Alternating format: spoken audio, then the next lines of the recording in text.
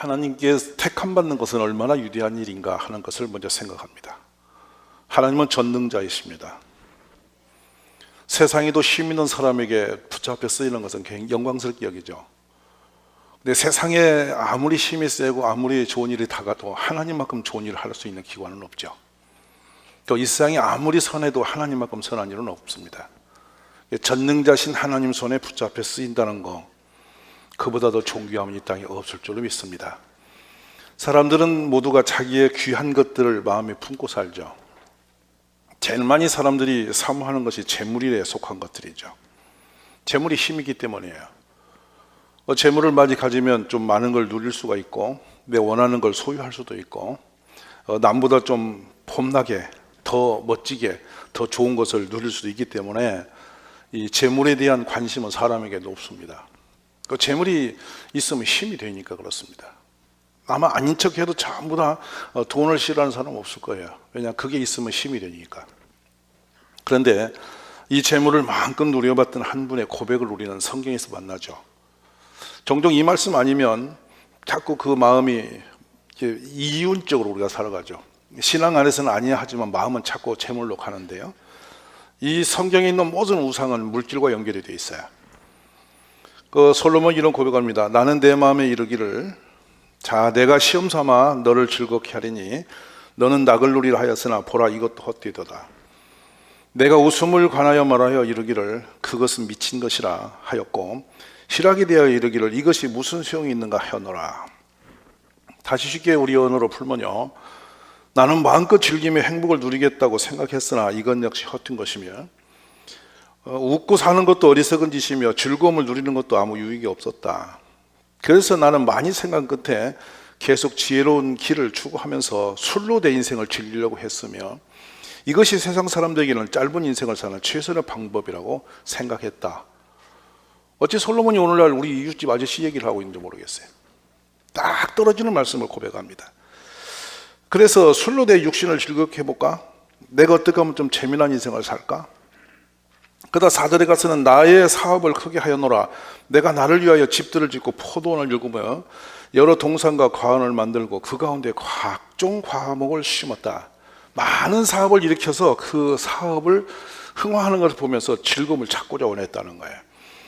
나를 위하여 수목을 기른 살림에 물을 주기 위하여 못들을 팠으며 남녀노비들을 사기도 하고 나를 위해 집에서 종들을 낳기도 했으며 나보다 먼저 예루살렘에 있는 모든 자들보다도 내가 소와 양떼의 소유를 더 많이 가졌다. 은과 금과 왕들의 소유한 보배와 여러 지방의 보배를 나를 위하여 쌓고 또 놀이하는 남녀들과 인생들이 기뻐하는 첩첩들을 많이 두었다. 첩도 많이 두고 이렇게 연희도 열어서 이렇게 연주회도 열고 노래도 부르고 춤도 추면서 그렇게 술도 마셔보고 즐겁고 재미있게 놀아봤다는 거예요. 그러면서 하도 한 일이 많아서 무엇이든지 내 눈이 원하는 것은 내가 금치 않고 내 마음이 즐거워하는 것은 내가 막지 않고 나의 모든 수고를 내 마음이 기뻐하였음이라. 이것이 나의 모든 수고로 말미암아 얻은 몫이었다. 그런데 생각해 본 적 내 손으로 한 모든 일과 내가 수고한 모든 것이 다 헛되어 바람을 잡는 것이며 해 아래 무익한 것이었다. 결론은 그겁니다. 헛되고 헛된 거였다.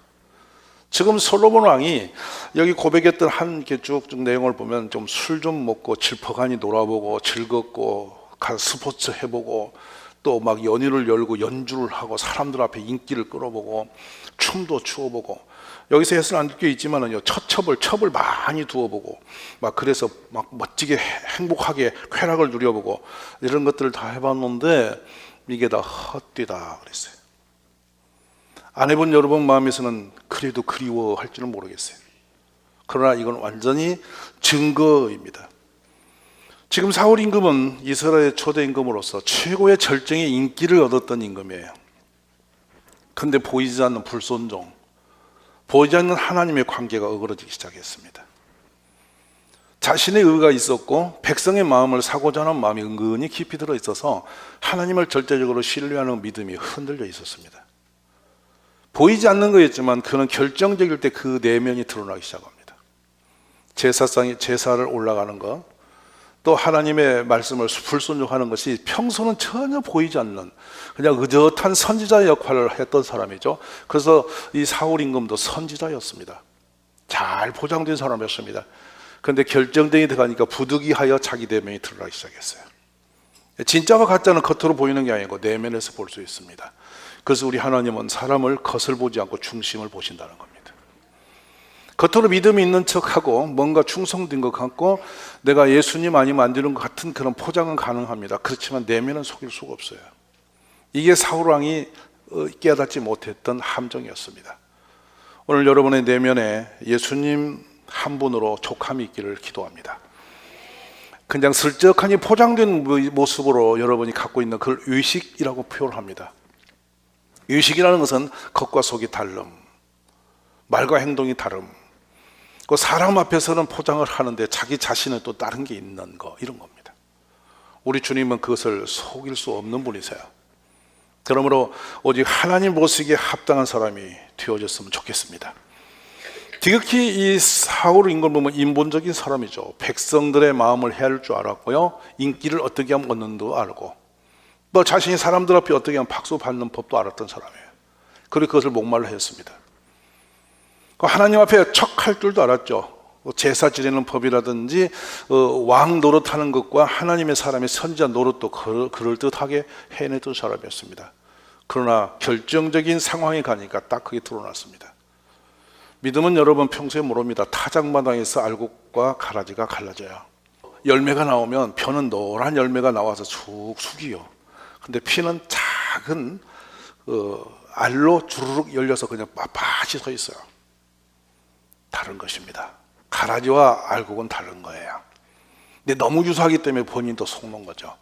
오늘 우리 내면에 주님만을 올곧게 섬기는 믿음이 들어가기를 기도하시기 바랍니다. 그러면 다윗을 하나님이 택하신 이유가 뭔지를 오늘 좀 짚어보기를 원합니다. 하나님이 다윗을 볼 때 내 마음이 합했어요. 근데 무엇이 어떤 상태이기 때문에 합했다고 이렇게 하나님이 기뻐하셨을까? 그리고 왜 쓰셨을까? 첫 번째, 온전히 그의 중심이 하나님을 찬양하는 사람이었어요. 문득 이 설교를 준비하기 위해서 다윗의 시편을 제가 전편을 쭉 며칠 동안 읽어봤어요. 줄을 끄면서 읽어봤어요. 감동이 아니고 신령한 영이 아니면 도저히 표현이 불가능한 표현을 다윗은 해내고 있습니다. 어쩜 그렇게 깊이 있게 하나님을 찬양할 수 있을까? 여호와 우리 주여, 주의 이름이 온 땅에 어찌 그리 아름다운지요. 주의 영광이 하늘을 덮었나이다. 그냥 이건 여러분 시로 내는 것이 아닙니다.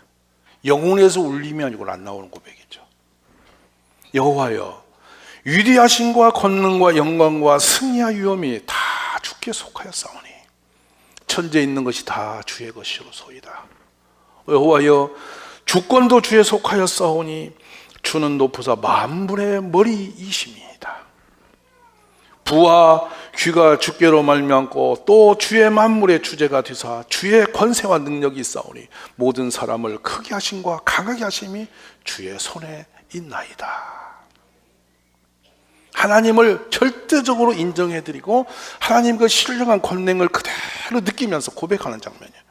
우리 하나님이여, 이제 우리가 주께 감사하며 주의 영원한 이름을 찬양하나이다. 몇 소절만 끌어와도 그냥 감동이 되어지는 것입니다.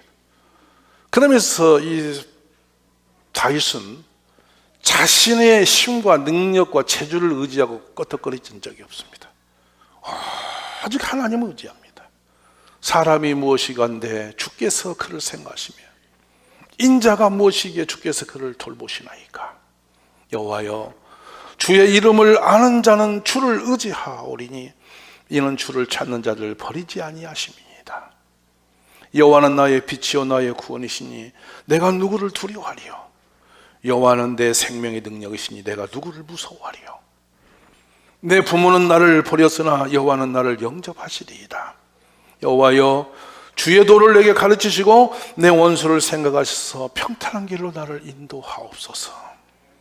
주를 향하여 손을 펴고 내 영혼이 마른 땅같이 주님을 사모하나이다. 이런 비유적인 고백들은 인간의 힘으로 나올 수 있는 게 아닙니다. 내 영혼이 마른 땅 같은데, 여러분, 내 영혼이 말라버린 땅 같은데 하나님을 목말라 합니다. 얼마나 감동인지 말하러 못해요. 그는 전폭적으로 모든 세상에서 하나님을 인정했고 모든 부분에서 하나님을 의지했던 그 사람입니다. 우리 신앙이 이렇게 되어지기를 기도하십시오. 다윗이 또 하나의 탁월한 것은 무엇이든지 자신에게 맡겨진 일을 목숨을 걸고 해내는 사람, 성실성이고 정직성입니다. 그리고 책임성입니다. 거의 완벽에 가까운 사람입니다. 우리는 그냥 대강 하는 것이 참 많죠. 대충 하는 게 많죠. 제가 몇 년 전에 우리 교인들에게 부탁한 게 하나 있습니다. 여러분, 우리 자녀가 올곧은 사람으로 앞으로 큰 사람 되기 위해서 아이들의 방을 스스로 정리하게 하십시오. 스스로 양말을 빨고 자기의 책상을 자기가 관리하게 하고 자기가 할 일이 무엇인지를 기록하면서 살도록 도와주십시오. 그거 하는 게 부모 몫입니다 했습니다. 지금까지 양말을 빠는 사람이 몇이나 있는지 모르겠습니다. 죄송하지만 제가 그걸 선포해놓고 목사로서 저는 제 양말을 지금 그때부터 빨아봅니다. 해보는 겁니다. 내가 신은 양말 하나도 내가 말려서 못 신고 그거 하나도 관리 못한다면 내가 누구를 가르칠 수 있느냐는 거예요. 어느 날은 깜빡 늦은 밤에 못 빨아요. 아침에 일어나서 제가 헤어드라이어로 양말을 말려 신어봅니다. 많은 양말이 있지만 이것저것 골라 신자고 일부러 해보는 것이에요. 왜냐하면 자기 관리예요. 내가 작은 거 하나도 내가 관리 못한다면 그 사람이 어디서 무엇을 하겠어요? 하나님은 맡기시고 우리는 관리자로서 그 일을 감당해내는 거예요. 근데 작은 건 내 생활, 내 책상 하나도 관리를 못하는 사람이 나가서 무슨 일을 감당하겠어요? 우리 아이를 새롭게 여러분이 훈련시키십시오. 큰 인물 되기 원하십니까? 성공된 사람 되기 원하십니까? 하나님 쓰시는 사람 되기 원하십니까? 그러면 자기 관리를 스스로 할 수 있는 아이로 어려서부터 훈련을 시키세요. 유대인은 4살 때 자기 세수물을 관리하게 합니다. 올라서서 하라게 합니다. 받아 내려서 자기가 세수와 그물을 스스로 버리도록 그렇게 훈련을 시킵니다. 왜 그럴까 하는 것입니다. 자기 관리를 연습하는 장면이죠. 그걸 한 사람이 나중에 커서 세상 큰 것도 해낼 수 있는 거예요. 자기가 해야 할 일이 뭔지도 모르고 그냥 주는 밥 먹고 그냥 마음껏 주는 대로 심지어 자기 신발도 양말도 자기 가방도 못 챙기는 아이가 나중에 커서 무슨 회사를 관리하고 세상을 관리하겠어요? 상상을 해보세요. 자기가 먹고는 밥상머리 하나도 못 치우는 애가 앞으로 커서 어떻게 세상을 운영하겠어요? 어려서 작은 것부터 해낼 수 있도록 훈련시키십시오. 다윗이 아버지의 막내 아들로 태어났죠. 성경에 다윗이 뜨는 장면이 몇 군데가 이렇게 새벽에 뜨는데요. 사무엘상 17장은 다윗이 세상에 올라오는 장입니다. 전쟁터에 나갔는데 다윗이 곁에 서 있는 사람들에게 말을 합니다. 들려옵니다. 왜냐하면 저 기스에 있는 그 골리앗이라는 사람이 소리를 지르는데 엄청 우렁차고 사람들이 두려워 벌벌 떠는 것이죠. 그때 다윗의 첫 마디 일성이 뭔지 아십니까? 이 블레셋 사람을 죽여 이스라엘의 치욕을 제거하는 사람에게는 어떤 대우를 하겠는가? 그래서 뭐라고 고백을 터뜨리냐면 어린 소년이 이 할례받지 않은 사람 블레셋 사람이 누구이기에 살아계신 하나님의 군대를 모욕하느냐? 왕도 못하는 임금도 지 목숨 건지기 위해서 숨어서 벌벌 떨고 있는 급한에 어린아이가 도시락 들고 나가서 소리를 높여 질렀던 내용입니다. 이 할례받지 않은 블레셋 사람이 누구이기를 무엇이기에 나의 살아계신 하나님의 군대를 모욕할 수 있단 말이냐. 어쩌면 여러분 허연 백발의 노인이 신앙이 깊어져서 하나님을 생각할 때 내놓을 수 있는 그런 얘기를 소년이 하고 있습니다. 소름 돋죠.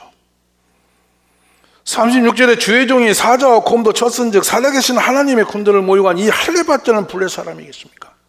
그가 그 짐승의 하나와 같이 될 것입니다. 사무엘상 17장 14절에는 다윗은 막내라 장성한 세 사람은 사울을 따랐고 이렇게 되어 있습니다.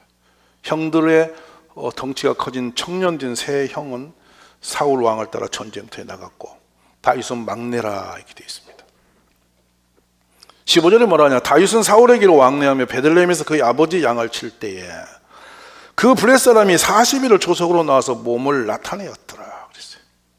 이새가 그의 아들 다윗에게 이르되 지금 내 형들을 위하여 이 볶은곡식 한 에바와 이 떡 10덩이를 가지고 진영으로 속히 가서 내 형들에게 주고 이 치즈 10덩이를 가져다 그들의 천부장에게 주고 내 형들의 안부를 살피고 증표를 가져와라.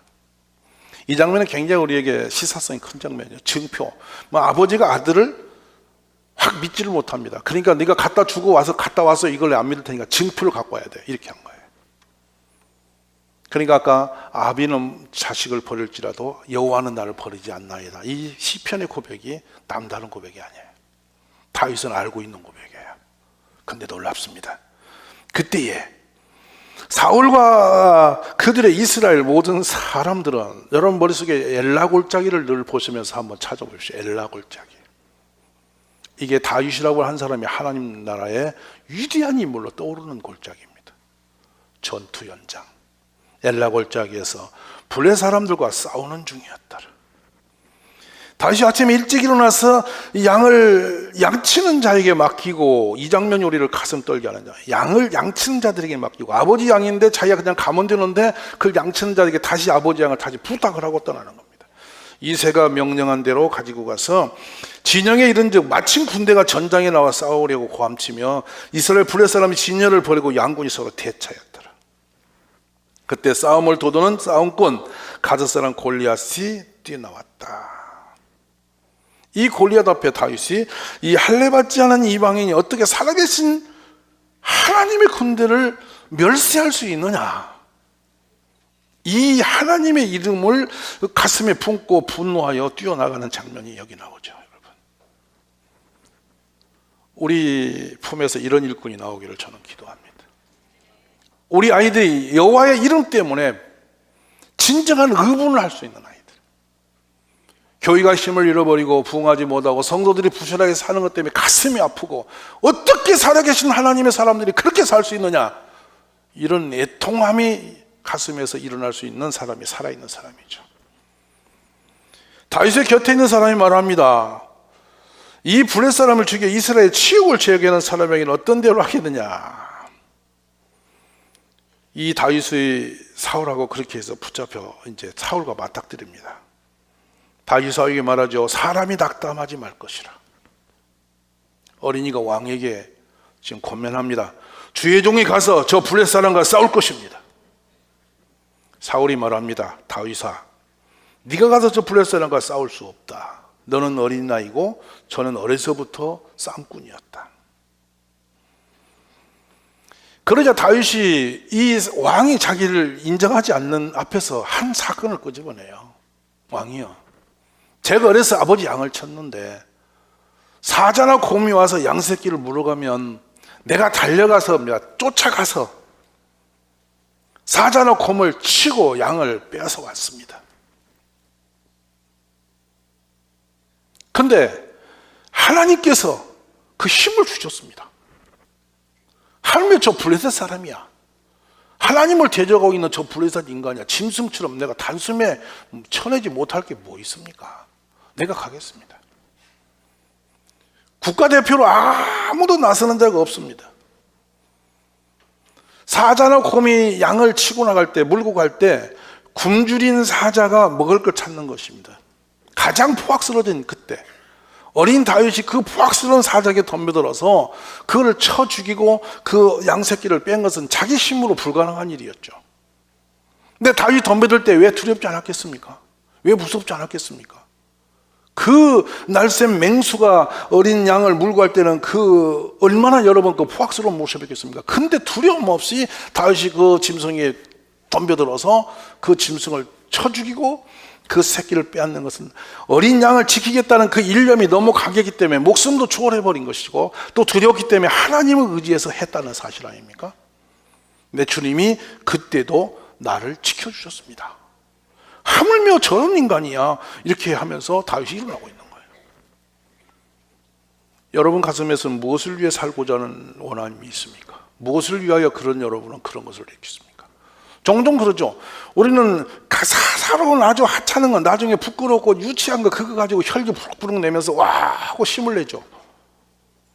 나중에 돌아서면 창피한 그거. 요즘에 저는 이 칼럼에 이 분노에 대한 하나의 책을 쓰고 있습니다. 얼마나 많은 사람들이 혈기에 의지해서 인생을 꼬라박는지를 보았기 때문이죠. 그냥 자기 인생을 갖다 꼬라박습니다. 혈기 때문에. 혈기를 다스리면 복이 있습니다. 혈기는 여러분 필요한 곳에 쓰는 것이죠. 의의 도구로 쓰시는 겁니다. 하나님의 영광과 이름이 무너질 때는 가서 뛰어야 됩니다. 길길이 뛸 수 있어야 됩니다. 그러나 사사로운 감정을 속히 드러내는 것은 경박한 것이죠. 오늘 이 장면을 잘 보시기 바랍니다. 여기에 이제 이 세상의 구주를 우리가 보면서 이런 마음을 가지고 뛰어나갔고 드디어 골리앗은 다윗 앞에 그냥 한 번에 죽임을 당합니다. 위대한 일이었죠. 이거는 뭐 불가항력인 능력이 그때 임하여 그 일을 하게 하셨으므로 누가 봐도 이 일은 다윗이 한 것이 아님을 알게 됐습니다. 누가 하셨을까요? 누가 그렇게 골리앗을 쳐서 없애도록 하셨을까요? 여호와의 이름으로 나갈 때 하나님이 그의 곁에서 그를 들어주심을 저는 믿습니다. 그래 드디어 다윗은 역사의 무대에 바로 뜨지 않고 십수년 동안 사울의 시셈의 대상이 돼서 죽을 고비를 지나가지만 한 번도 믿음이 흔들리지 않습니다. 고난한 길에 갈수록 믿음이 더 순결해지고 더 강건해지고 더 신령해졌습니다. 그래서 다윗은 고난이 내게 유익이다라는 표현을 합니다. 시편 119편에 가면 다윗이 철저하게 그 장면을 고백하는 장면이 있죠.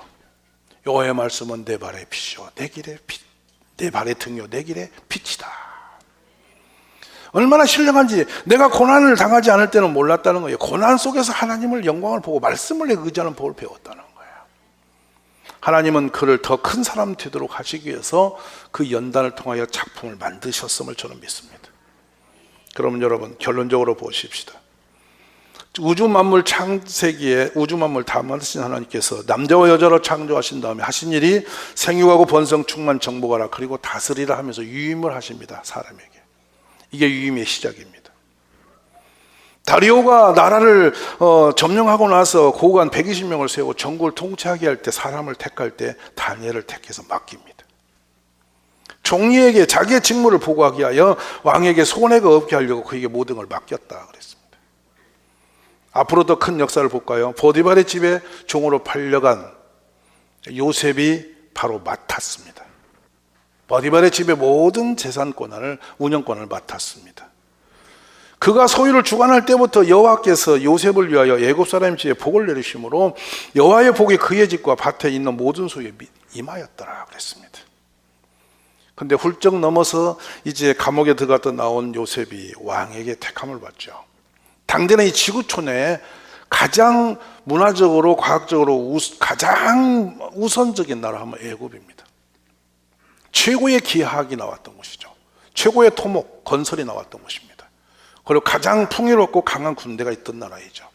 그 나라의 주권을 30살이 된 이 요셉이 맡게 되죠. 근데 요셉이나 다윗이나 하나님이 쓰신 사람들 한결같은 중심이 하나 있습니다. 자기는 없고 주님만 있다는 거예요. 저는 우리들이 작은 것에 충성된 자는 큰 것에 충성되고 지극히 작은 것에 불의한 자는 큰 것에도 불의하리라. 여러분 앞에 맡겨진 하나님의 사역들이 있을 겁니다. 여러분 어떻게 관리하고 있습니까? 만물이 주에게서 나오고 주로 말미암고 주에게로 돌아감이라. 그에게 영광이 세세 있을지어다. 내가 진실로 너희에게 이르노니 주인이 그의 모든 소유를 그에게 맡기리라. 마태 24장 47절입니다. 종말론에 갈 때 성경은 전부 다 맡긴 자 계산하러 오시는 주인 그 얘기로 쭉 설명이 되어 있습니다. 여러분 나는 맡은 거 없다고 하시겠습니까? 한 달란트입니다. 오늘 맡은 거 성실하게 책임감 있게 잘 감당하면 주께서 놀라운 복을 주시는 겁니다. 바로 그 사람 하나님을 찾으십니다.